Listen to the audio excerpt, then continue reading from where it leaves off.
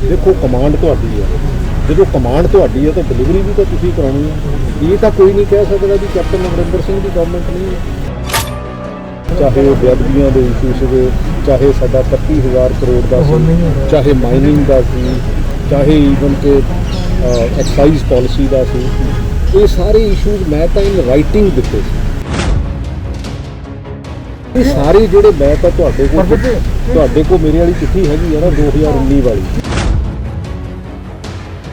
अज तो 1.5 साल पहला चिट्ठी लिखी थी कि सानू आ काम जोड़े करने चाहिए तो जे, और वो भी खास करके चीफ मिनिस्टर के अपने महकमे।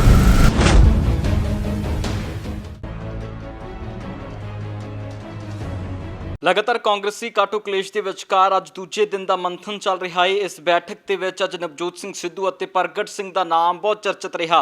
नवजोत सिंह सिद्धू बाहर आते ने, जितेगा पंजाब की वड्डी गल कर जाते हैं, तो हुण प्रगट सिंह बाहर आए ने, टू द पॉइंट गल करके अंदरों बाहर आए ने। डला साहब किद्दां वेख रहे हो जो प्रगट सिंह का बयान आया? पहला प्रगट सिंह का मैं जे मैं मूल कड्डां, हालांकि वह बयान भी पूरा सुनते हैं।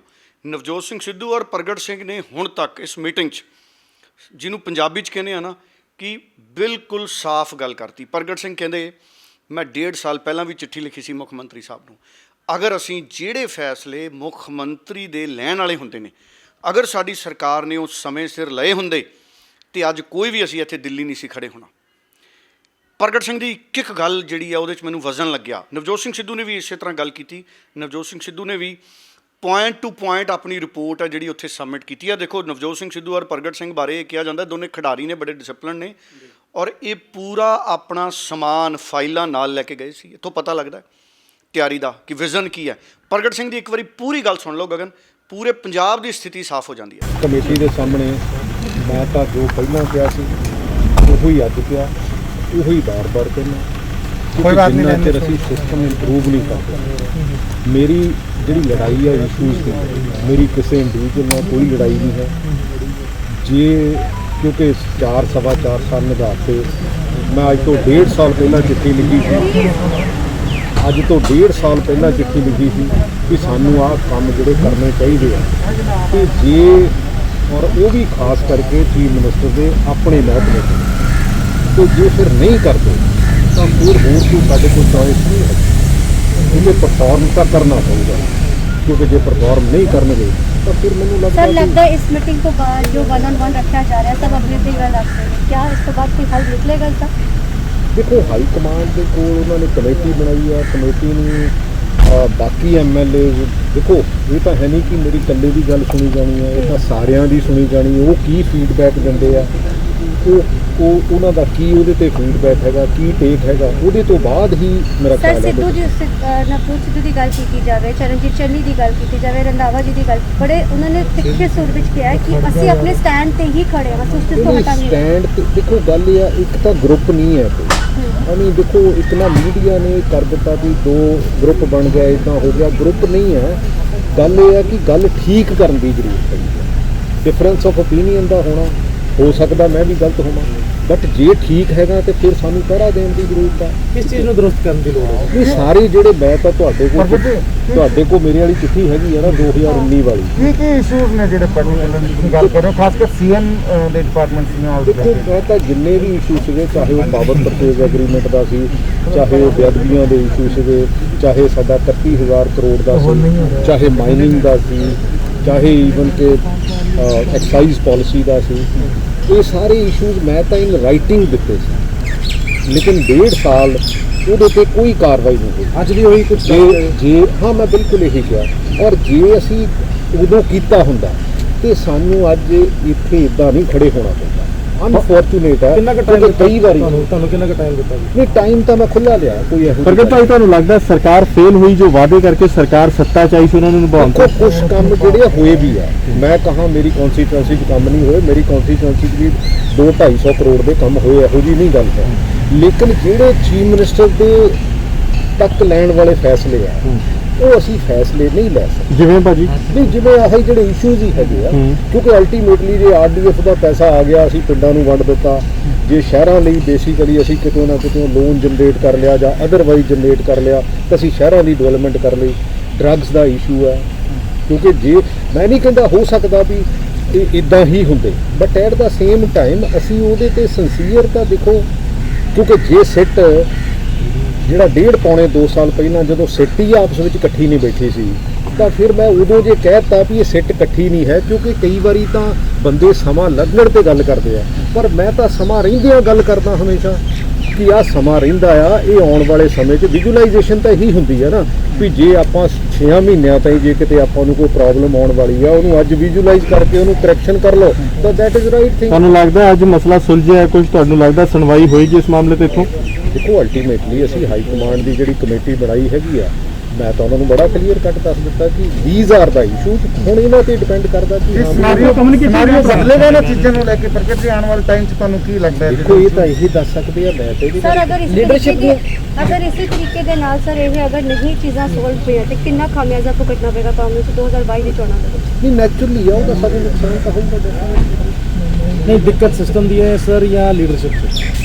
ਦੇਖੋ ਐਂਡ ਆਫ ਦਾ ਡੇ ਤਾਂ ਲੋਕਾਂ ਦੇ ਚੁਣੇ ਹੋਏ ਨੁਮਾਇੰਦੇ ਕੌਣ ਹੁੰਦੇ, ਕਿਉਂਕਿ ਦੇਖੋ ਕਮਾਂਡ ਤੁਹਾਡੀ ਹੈ, ਜਦੋਂ ਕਮਾਂਡ ਤੁਹਾਡੀ ਹੈ ਤਾਂ ਡਿਲੀਵਰੀ ਵੀ ਤਾਂ ਤੁਸੀਂ ਕਰਾਉਣੀ ਹੈ।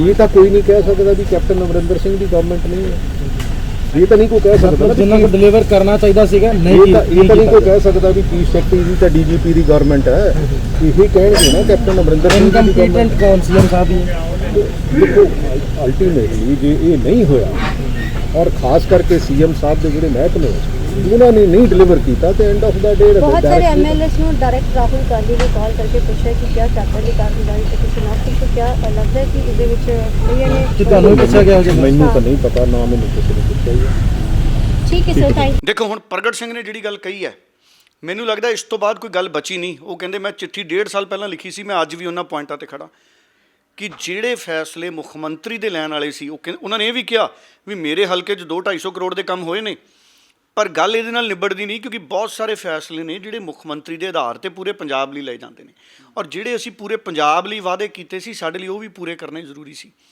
ਸੋ ਕੁੱਲ ਮਿਲਾ ਕੇ ਪ੍ਰਗਟ ਸਿੰਘ ਇਹ ਕਹਿੰਦੇ ਨੇ ਕਿ ਗੱਲ ਸਿਰਫ ਇਹ ਨਹੀਂ ਕਿ ਕੋਈ ਖੇਮਾ ਬਣ ਗਿਆ, ਕੋਈ ਗੁੱਟ ਬਣ ਗਿਆ, ਉਹ ਕਹਿੰਦੇ ਕੋਈ ਗੁੱਟ ਕੋਈ ਖੇਮਾ ਨਹੀਂ, ਗੱਲ ਅਸੂਲ ਦੀ ਹੈ। ਔਰ ਪ੍ਰਗਟ ਸਿੰਘ ਦੇ ਇਹਨਾਂ ਬਿਆਨਾਂ ਤੋਂ ਬਾਅਦ ਜਿਹੜੀ ਉਹਨਾਂ ਨੇ ਗੱਲ ਕਮੇਟੀ 'ਚ ਰੱਖੀ ਹੈ, ਮੀਟਿੰਗ 'ਚ ਰੱਖੀ ਹੈ, ਮੈਨੂੰ ਨਹੀਂ ਲੱਗਦਾ ਕਿ 3 ਮੈਂਬਰੀ ਕਮੇਟੀ ਦੀਆਂ ਅੱਖਾਂ ਨਹੀਂ ਖੁੱਲੀਆਂ ਹੋਣਗੀਆਂ ਵੀ ਪੰਜਾਬ ਖੜਾ ਕਿੱਥੇ ਹੈ। ਪੰਜਾਬ 'ਚ ਦੇਖੋ ਤੁਸੀਂ, ਉਹ ਪੁਰਾਣਾ ਸਮਾਂ ਸੀ, ਅੰਗਰੇਜ਼ਾਂ ਦੀ ਪਾਲਿਸੀ ਹੁੰਦੀ ਸੀ ਡਿਵਾਈਡ ਐਂਡ ਰੂਲ। ਹੁਣ ਸਾਡੇ ਲੋਕ ਕੀ ਕਰਨ ਲੱਗ ਗਏ, ਜਿਹੜੇ ਲੀਡਰ ਨੇ ਉਹ ਕਹਿੰਦੇ ਕਨਫਿਊਜ਼ ਐਂਡ ਰੂਲ, ਵੀ ਦੁਚਿੱਤੀ 'ਚ ਪਾ ਦਿਓ, ਸਾਰਿਆਂ ਦਾ ਕਰਜ਼ਾ ਮਾਫ ਕਰ ਦਿਆਂਗੇ, ਸਾਰਿਆਂ ਨੂੰ ਨੌਕਰੀ ਦੇ ਦਿਆਂਗੇ, ਘਰ ਘਰ ਕਿਸ਼ਤਾਂ ਨਾ ਮੋੜੋ ਅਸੀਂ ਭਰ ਦਿਆਂਗੇ। ਇਹ ਸਿਆਸਤ ਨਹੀਂ ਚੱਲਣੀ। ਪੰਜਾਬ ਕੋਲੇ ਗਗਨ ਇੰਨਾ ਪੈਸਾ ਹੈਗਾ, ਤੁਸੀਂ ਸਾਰਿਆਂ ਨੂੰ ਨੌਕਰੀ ਕਿੱਥੋਂ ਦੇ ਦੋਗੇ ਘਰ ਘਰ? ਤੁਸੀਂ ਸਾਰੇ ਕਿਸਾਨਾਂ ਦੀ ਕਰਜ਼ਾ ਮਾਫੀ ਕਿਵੇਂ ਕਰ ਦੋਗੇ ਜਦ ਤੁਹਾਡੇ ਕੋਲੇ ਯੋਜਨਾ ਨਹੀਂ, ਪੈਸਾ ਹੈ ਨਹੀਂ? ਜਾਂ ਤਾਂ ਤੁਹਾਡੇ ਕੋਲੇ ਕੋਈ ਪਲਾਨ ਹੋਵੇ ਵੀ ਇਹ ਪਲਾਨ ਹੈ, ਅਸੀਂ ਪੰਜਾਬ ਦੀ ਜਿਹੜੀ ਫਸਲ ਹੈ, ਕਣਕ ਹੈ, ਝੋਨਾ ਹੈ, ਇਹਨੂੰ ਅਸੀਂ ਇਸ ਰੂਪ ਦੇ ਵਿੱਚ ਮੰਡੀਕਰਨ ਕਰ ਲਾਂਗੇ, ਕੋਈ ਟਾਰਗੇਟ ਹੋਵੇ, ਟੀਚਾ ਹੋਵੇ, ਉਹ ਵੀ ਕਰਕੇ ਦਿਖਾਉਣਾ ਪੈਣਾ ਨਾ ਜਦੋਂ ਪੈਸਾ ਆਊਗਾ। ਜਾਂ ਤੁਸੀਂ ਕਹੋ ਵੀ ਅਸੀਂ ਰੇਤਾ ਵੇਚਾਂਗੇ, ਪਾਣੀ ਵੇਚਾਂਗੇ, ਪੰਜਾਬ ਦਾ ਕੁਦਰਤੀ ਸਰੋਤ ਹੈ ਨਾ, ਅਸੀਂ ਕੋਲਾ ਖਰੀਦ ਕੇ ਲਿਆਉਂਦੇ ਹਾਂ ਮੁੱਲ। ਤੁਹਾਡੇ ਕੋਲੇ ਯੋਜਨਾ ਹੋਵੇ ਮਾਰਕੀਟਿੰਗ ਦੀ। ਦੇਖੋ ਇੱਥੇ ਸਾਡੇ ਜਿਹੜੇ ਲੀਡਰ ਨੇ ਨਾ, ਉਹ ਆਪਣੀਆਂ ਤਾਂ ਸ਼ਰਾਬਾਂ ਦੀਆਂ ਫੈਕਟਰੀਆਂ 'ਚੋਂ ਸ਼ਰਾਬ ਵੀ ਵੇਚ ਲੈਂਦੇ। ਪੰਜਾਬ ਦਾ ਉਹਨਾਂ ਕੋਲੋਂ ਨਾ ਪਾਣੀ ਵਿਕਦਾ ਨਾ ਰੇਤਾ ਵਿਕਦਾ, ਇਹ ਠੇਕੇ 'ਤੇ ਦੇ ਦਿੰਦੇ ਨੇ ਔਕਸ਼ਨ ਕਰਕੇ ਵੀ 200 ਕਰੋੜ ਵਾਧੇ 'ਤੇ ਦੇਤੇ ਜੀ, ਜਦ ਕਿ ਹਜ਼ਾਰਾਂ ਕਰੋੜ ਰੁਪਏ ਦਾ ਪ੍ਰੋਫਿਟ ਕਮਾਇਆ ਜਾ ਸਕਦਾ ਸੂਬੇ ਲਈ। ਸੋ ਯੋਜਨਾਵਾਂ ਦੇ ਵਿੱਚ ਵੀ ਕਮੀ ਹੈ। ਉਹ 'ਚ ਮੁੱਖ ਮੰਤਰੀ, ਇਹ ਨਹੀਂ ਵੀ ਕੈਪਟਨ ਅਮਰਿੰਦਰ ਮੁੱਖ ਮੰਤਰੀ ਹੈ, ਮੈਂ ਤਾਂ ਕਹਿ ਰਿਹਾ, ਮੈਂ ਕੋਈ ਵਿਰੋਧੀ ਨਹੀਂ ਮੁੱਖ ਮੰਤਰੀ ਕੈਪਟਨ ਅਮਰਿੰਦਰ ਦਾ। ਕੋਵਿਡ 'ਚ ਕੈਪਟਨ ਨੇ ਚੰਗਾ ਕੰਮ ਕੀਤਾ, ਲਾਅ ਐਂਡ ਆਰਡਰ 'ਚ ਕੈਪਟਨ ਨੇ ਚੰਗਾ ਕੰਮ ਕੀਤਾ, ਪਰ ਕੱਲਾ ਆਪਾਂ ਮੈਥਮੈਟਿਕਸ ਦੇ ਵਿੱਚ ਟੌਪਰ ਹੋਈਏ ਔਰ ਬਾਕੀ ਸਬਜੈਕਟ ਕੱਲੀ ਆਪਾਂ ਅੰਗਰੇਜ਼ੀ ਸਿੱਖ ਗਏ, ਬਾਕੀ ਸਬਜੈਕਟ ਪੰਜਾਬੀ ਵੀ ਜ਼ਰੂਰੀ ਹੈ। ਢਿੱਲੋਂ ਸਾਹਿਬ, ਜਿਹੜੇ ਸਿੱਧੂ ਤੇ ਪ੍ਰਗਟ ਦੇ ਦੋਹਾਂ ਦੇ ਬਿਆਨ ਅੱਜ ਲੱਗਦਾ ਕਿ ਰਲਦੇ ਮਿਲਦੇ ਹਾਈ ਕਮਾਨ ਦੇ ਸਾਹਮਣੇ ਰਹੇ ਹੋਣਗੇ। ਨਹੀਂ ਦੇਖੋ, ਨਵਜੋਤ ਸਿੰਘ ਸਿੱਧੂ ਵੀ ਉਸੇ ਤਰ੍ਹਾਂ ਪਲੈਨਿੰਗ ਨਾਲ ਗਿਆ ਨਾ। ਨਵਜੋਤ ਸਿੰਘ ਸਿੱਧੂ ਨੇ ਵੀ ਉਹੀ ਗੱਲਾਂ ਕੀਤੀਆਂ ਆਂਕੜੇ ਵਾਲੀਆਂ। ਨਵਜੋਤ ਸਿੰਘ ਸਿੱਧੂ ਨੇ ਹੁਣ ਮਾਈਨਿੰਗ ਦੀ ਪਾਲਿਸੀ ਲਿਆ ਕੇ ਦਿੱਤੀ। ਹੁਣ ਨਵਜੋਤ ਸਿੰਘ ਸਿੱਧੂ ਕਹਿੰਦਾ 5, 10, 15 ਹਜ਼ਾਰ ਅਸੀਂ ਮਾਈਨਿੰਗ ਤੋਂ ਕਮਾ ਸਕਦੇ ਹਾਂ। ਤੁਸੀਂ ਮੈਨੂੰ ਦੱਸੋ, ਅਸੀਂ ਘਰੇ ਮਕਾਨ ਕਮਰਾ ਪਾਉਣਾ ਹੋਵੇ, ਦੇਖੋ ਅੱਜ ਤੱਕ ਮੇਰੇ ਤੋਂ ਮਕਾਨ ਨਹੀਂ ਪਿਆ, ਮੈਂ ਰੇਤੇ ਦਾ ਟਰਾਲੀ ਦਾ ਰੇਟ ਪੁੱਛਦਾ ਤੇ ਦਿਲ ਡਰ ਜਾਂਦਾ ਸ਼ਾਮ ਨੂੰ। 5-5 ਹਜ਼ਾਰ ਰੁਪਏ ਰੇਤੇ ਦੀ ਟਰਾਲੀ ਹੋਈ ਪਈ ਹੈ, ਤੇ ਅਸੀਂ ਬਾਹਰੋਂ ਕੋਲਾ ਲੈ ਕੇ ਆਉਂਦੇ ਹਾਂ। ਪਾਵਰ ਪਰਚੇਜ਼ ਐਗਰੀਮੈਂਟ, ਪ੍ਰਗਟ ਨੇ ਵੀ ਗੱਲ ਕੀਤੀ, ਨਵਜੋਤ ਸਿੱਧੂ ਨੇ ਵੀ ਕਿਹਾ ਅਸੀਂ ਵੀ ਪਾਵਰ ਪਰਚੇਜ਼ ਐਗਰੀਮੈਂਟ ਅਸੀਂ ਆ ਕੇ ਬਿਜਲੀ ਦੇ ਸਮਝੌਤੇ ਤੋੜਾਂਗੇ ਜੀ। ਤੁਸੀਂ ਤੋੜਨ ਲਈ ਕੁਛ ਕੀਤਾ ਹੈ? ਜਾਂ ਤਾਂ ਲੋਕ ਤੁਹਾਡੇ 'ਤੇ ਇਤਬਾਰ ਕਰ ਗਏ ਹੁਣ ਵੀ ਸਰਕਾਰ ਨੇ ਬੜੀ ਕੋਸ਼ਿਸ਼ ਕੀਤੀ ਇਹਨਾਂ ਸਮਝੌਤਿਆਂ ਨੂੰ ਤੋੜਨ ਦੀ, ਤੇ ਸਰਕਾਰ ਤੋੜ ਨਹੀਂ ਸਕੀ, ਪਰ ਸਾਨੂੰ ਸਰਕਾਰ ਨਾਲ ਹਮਦਰਦੀ ਹੈ। ਸਰਕਾਰ ਨੇ ਕੋਸ਼ਿਸ਼ਾਂ ਕੀਤੀਆਂ, ਸਰਕਾਰ ਨੇ ਤਾਂ ਕੋਸ਼ਿਸ਼ਾਂ ਹੀ ਨਹੀਂ ਕੋਈ ਕੀਤੀਆਂ ਉਹ ਜਿਹੀਆਂ। ਕਹਿੰਦੇ ਸੀ ਚਿੱਟਾ ਪੇਪਰ ਲਿਆਵਾਂਗੇ ਜੀ, ਵਾਈਟ ਪੇਪਰ ਲਿਆਵਾਂਗੇ ਜੀ। ਸੋ ਮੈਂ ਪੰਜਾਬੀ 'ਚ ਕਹਾਂ ਨਾ, ਹੁਣ ਜਿਹੜੀ ਸਿਆਸਤ ਹੈ ਉਹ ਗਪੌੜ ਸੰਖਾਂ ਨਾਲ ਨਹੀਂ ਚੱਲਣੀ ਗਗਨ। ਹੁਣ ਗੱਪਾਂ ਮਾਰਨ ਨਾਲ ਸਿਆਸਤ ਨਹੀਂ ਚੱਲਣੀ। ਸਿਆਸਤ 'ਚ ਹੁਣ ਕਰਕੇ ਡਿਲੀਵਰ ਕਰਕੇ ਦੇਣਾ ਪੈਣਾ। ਕੋਈ ਵੀ ਹੋਵੇ, ਕਾਂਗਰਸੀ ਹੋਣ, ਅਕਾਲੀ ਹੋਣ, ਆਮ ਆਦਮੀ ਪਾਰਟੀ ਵਾਲੇ ਹੋਣ, ਮਮਤਾ ਵਾਲੇ ਹੋਣ, ਢੀਂਡਸੇ ਹੋਣ, ਸਿੱਧੂ ਪ੍ਰਗਟ ਹੀ ਕਿਉਂ ਨਾ ਹੋਣ, ਅਗਰ ਝੂਠ ਬੋਲ ਕੇ ਲਾਰੇ ਲਾ ਕੇ ਲੋਕਾਂ ਦੀ ਵੋਟ ਲੈਣ ਦੀ ਕੋਸ਼ਿਸ਼ ਕਰਨਗੇ, ਹੁਣ ਲੋਕਾਂ ਨੇ ਨਹੀਂ ਪਾਉਣੀ। ਲੋਕ ਕਹਿੰਦੇ ਤੁਸੀਂ ਕਰਕੇ ਕੀ ਦਿਖਾਉਣਾ। ਸਿੱਧੂ ਦੀ ਵੀ ਗੱਲ ਸੁਣ ਲਓ। ਸਿੱਧੂ ਖਿੜਿਆ ਪਿਆ ਸੀ ਜਦੋਂ ਬਾਹਰ ਆਇਆ। ਮੈਨੂੰ ਲੱਗਦਾ ਕਮੇਟੀ ਵਾਲਿਆਂ ਨੇ ਗੱਲ ਸੁਣ ਲਈ ਸਿੱਧੂ ਦੀ, ਔਰ ਜਜ਼ਬਾਤੀ ਵੀ ਸੀ ਸਿੱਧੂ, ਔਰ ਖੁੱਲ੍ਹ ਕੇ ਸਿੱਧੂ ਨੇ ਗੱਲ ਕੀਤੀ। ਦੇਖੋ ਸਿੱਧੂ ਅਖੀਰ 'ਚ ਕਹਿ ਗਿਆ ਜਿੱਤੇਗਾ ਪੰਜਾਬ। ਇਹਦਾ ਮਤਲਬ ਹੈ ਕਿ ਅੰਦਰ ਕਮੇਟੀ ਕਿਤੇ ਨਾ ਕਿਤੇ ਕਨਵਿੰਸ ਹੋਈ ਹੋਣੀ। ਜਦੋਂ ਆਪਾਂ ਇਮਤਿਹਾਨ ਦੇ ਕੇ ਆਉਂਦੇ ਹਾਂ ਪ੍ਰੈਕਟੀਕਲ ਦਾ, ਆਪਾਂ ਬਾਹਰ ਆਉਂਦੇ ਛਾਲਾਂ ਮਾਰਨ ਲੱਗ ਜਾਂਦੇ ਹਾਂ ਸਕੂਲ ਕਾਲਜ, ਆਪਾਂ ਨੂੰ ਪਤਾ ਲੱਗ ਜਾਂਦਾ ਵੀ ਆਪਣੇ ਕਿੰਨੇ ਕੁ ਨੰਬਰ ਆ ਜਾਣਗੇ। ਸੋ ਸਿੱਧੂ ਮੈਨੂੰ ਲੱਗਦਾ ਕਮੇਟੀ ਨੂੰ ਗੱਲ ਸਮਝਾਉਣ 'ਚ ਕਾਮਯਾਬ ਰਿਹਾ। ਇਸੇ ਕਰਕੇ ਸਿੱਧੂ ਨੇ ਕਿਹਾ ਨਾ ਜਿੱਤੇਗਾ ਪੰਜਾਬ। ਦੇਖੋ ਮੈਂ ਨਹੀਂ ਕਹਿੰਦਾ ਸਿੱਧੂ ਜਿੱਤੇ, ਮੈਂ ਨਹੀਂ ਕਹਿੰਦਾ ਕੈਪਟਨ ਜਿੱਤੇ, ਸੁਖਬੀਰ ਜਿੱਤੇ, ਮੈਂ ਕਹਿੰਦਾ ਕੋਈ ਨਾ ਜਿੱਤੇ, ਪੰਜਾਬ ਜਿੱਤ ਜੇ। ਸਾਡਾ ਜੇ ਪੰਜਾਬ ਜਿੱਤ ਗਿਆ ਨਾ ਗਗਨ, ਹੋਰ ਸਾਨੂੰ ਕੀ ਚਾਹੀਦਾ? ਮੇਨ ਗੱਲ ਇਹ ਹੋਣੀ ਚਾਹੀਦੀ। ਬਿਲਕੁਲ। ਸੋ ਪਹਿਲਾਂ ਨਵਜੋਤ ਸਿੰਘ ਸਿੱਧੂ ਹੋਣਾ ਦੀ ਗੱਲਬਾਤ ਸੁਣਦੇ ਹਾਂ। हाईकमांड के बुलावे पे हाईकमांड के बुलावे पे उन्हें अप्रेज करने आया हूं। जो कुछ भी उन्होंने पार्टी के हित में पूछा, उन्हें पूरी तरह से सजग कर दिया। पंजाब के लोगों की आवाज जो जमीन फाड़ के आ रही है उन तक पहुंचाने आया हूं।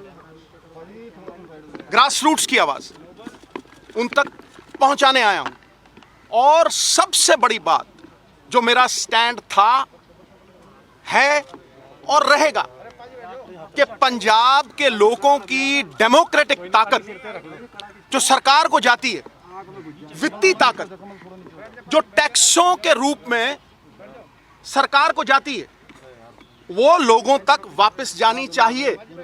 The power of the people must return to the people, किसी भी फॉर्म में। और जो सत्य था उसे पूरी तरह से प्रकाशित करके आया हूं। सत्य प्रताड़ित हो जाता है, पराजित नहीं होता।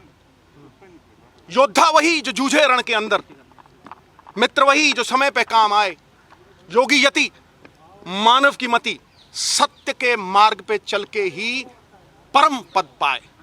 पंजाब के सच और हक की आवाज मैंने हाईकमांड को बुलंद आवाज में बताई है। जीतेगा पंजाब, पंजाब को जिताना है। पंजाब के हर एक नागरिक को हिस्सेदार बनाना है, भागीदार बनाना है, और इस ताकत को उन तक पहुंचाना है,